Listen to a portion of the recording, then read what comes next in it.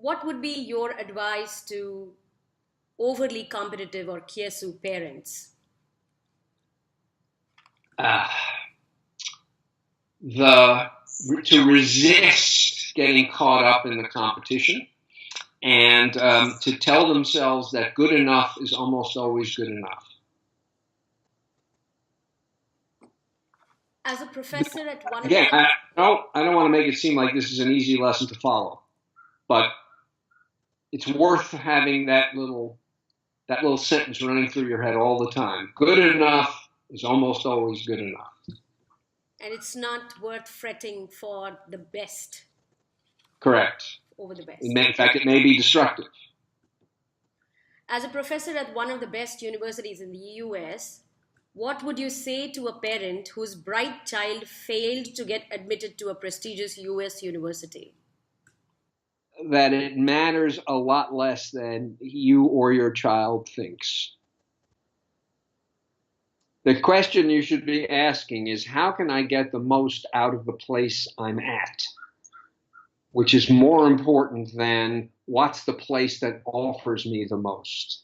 Because the truth is, every university in the US offers more than any student can take advantage of. So so any place you go is rich enough for you. And how do you take advantage of what it makes available? Not And so that's the hard question. How do you create a child who goes to university with great enthusiasm and open arms and just wants to inhale everything wonderful that's there? Because there's going to be more there than your child will be able to take advantage of. Okay. Why should parents, or for that matter, any adult, not ask a kid graduating high school, what do you want to do after graduating from school?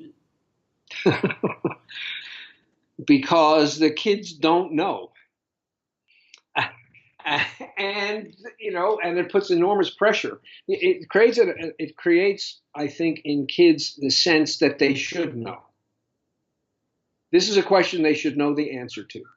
And I think it's probably a mistake to force real children to make life commitments to life plans before they know much about what life is. It's hard to resist. I try to ask, what are you interested in? Not what's your plan for the future. I don't ask what's your plan for the future until kids are seniors in college, and I'm a little reluctant even then to ask that question because I don't think that many of the students I taught knew the answer when they were finishing college. They certainly didn't know the answer when they were starting college. But let me just say, there's a big difference between the U.S. and the rest of the world here, because in most, at least as far as I'm aware, most institutions around the world, as soon as you enter university, you're already specializing. So they are asking 17-year-olds to know that they want to be lawyers or engineers or doctors.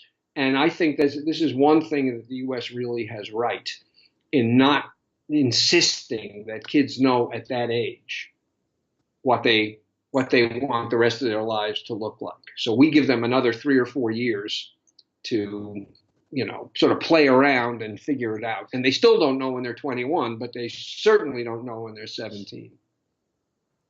So ask what you're interested in, rather, if you feel compelled to ask. Yes, that seems like a less weighty question. And how do you see the grandparents' role in the current world? What do you think the grandparents bring to the parents?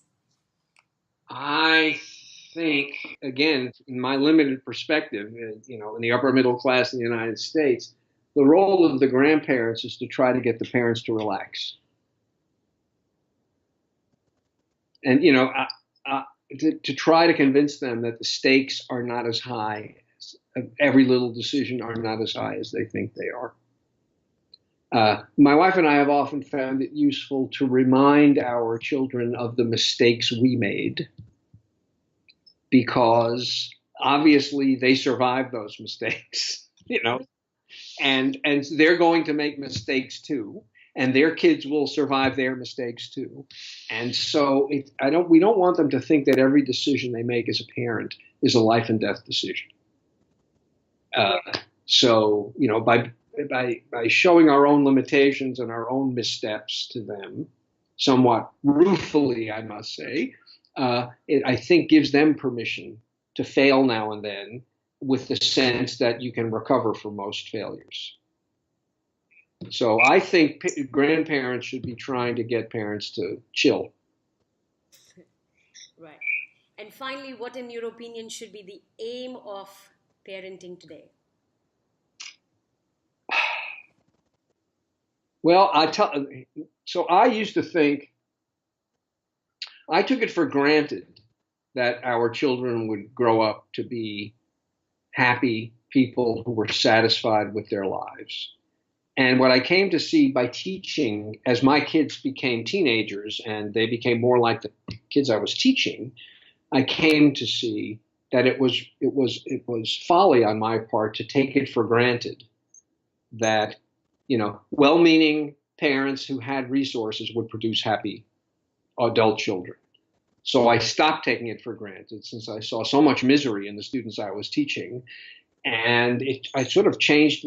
Instead of wanting, high achieving and successful children, I wanted children who were happy with their lives. I stopped taking that for granted. And I think that is a reasonable goal for parents to have. Kids who will enter adulthood comfortable in their own bodies and with their own place in the world, which you can't take any of that for granted anymore. Now, how do you achieve that? Don't ask me. Limit choices and impart practical wisdom. Well, limit choices, yes, and but even then, you need to be lucky.